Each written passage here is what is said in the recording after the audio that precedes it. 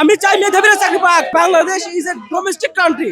এরকম যে লিখতে পারে সে কিভাবে একজন শিক্ষক হতে পারবে? মেধাবীরাই শিক্ষক হোক। প্রশ্ন ফাঁস এবং ডিভাইস পার্টির বিরুদ্ধে আন্দোলনে নেমেছি। তো আমরা যেহেতু প্রমাণ দিয়েছি, আমাদের পরীক্ষা এখন বাতিল করতে হবে।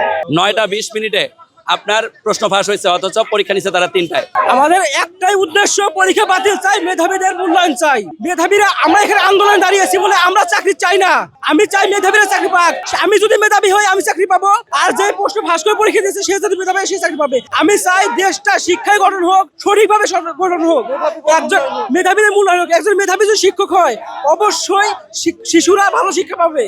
আর একজন ব্যক্তি যে যার প্রশ্ন আমরা দেখতে পাইছি, Bangladesh is a domestic country, এরকম যে লিখতে পারে সে কিভাবে একজন শিক্ষক হতে পারবে?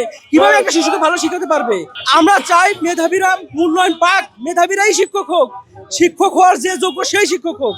শিক্ষক একটা মহান পেশা, এই পেশার আমরা গুরুত্ব চাই। এই পরীক্ষা বাতিল চাই, পুনরায় পরীক্ষা হোক। প্রশ্ন ফাঁস এবং ডিভাইস পার্টির বিরুদ্ধে আন্দোলনে নেমেছি। ক্রাঞ্চি রোলের ভিতর চকলেট ক্রিমের filling, all time cream roll, মুখে দিতেই স্পেশাল ইনসাইড। আমাদের এখান থেকে প্রতিশ্রুতি দেওয়া হয়েছিল যদি প্রশ্ন ফাঁস হয় প্রাইমারি পরীক্ষার, তাহলে আমাদের পরীক্ষা বাতিল করা হবে।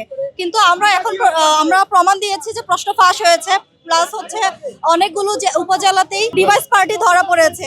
এত কিছু প্রমাণের পরেও আমাদের পরীক্ষা তো বাতিল হলোই না। ওনাদের থেকে কোনো ধরনের আশ্বাস পর্যন্ত আমাদের দেওয়া হয়নি যে ওনারা পরবর্তীতে কি পদক্ষেপ নেবে। তো আমরা যেহেতু প্রমাণ দিয়েছি, আমাদের পরীক্ষা এখন বাতিল করতে হবে। পুরো বাংলাদেশে প্রতিটা জেলা মিনিমাম 15 জন 20 জন 30 জন করে প্রশ্ন ফাঁস চক্রের সাথে জড়িত এরকম ধরা হয়েছে। পাশাপাশি যারা ডিভাইস চক্রের সাথে জড়িত, পরীক্ষা দিয়েছে, পরীক্ষার পরে ধরা পড়েছে, পরীক্ষার হলে ধরা পড়েছে, পরীক্ষা দেওয়ার সময় ধরা পড়েছে।